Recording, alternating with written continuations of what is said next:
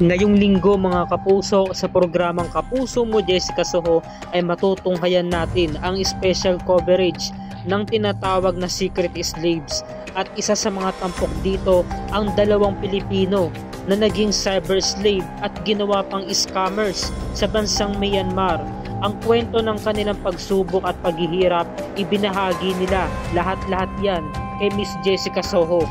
Pinangakuan na magandang trabaho at malaking sweldo sina Ray at Isabel, pero lingid sa kanilang kaalaman at labag sa kanilang kagustuhan, ginawa silang scammers at cyber slaves.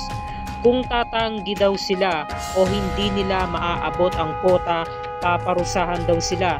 Sina Ray at Isabel, ibinahagi kay Jessica Soho ang kanilang pinagdaanang pagsubok at paghihirap sa tinaguriang Scam City mula sa bansang Myanmar.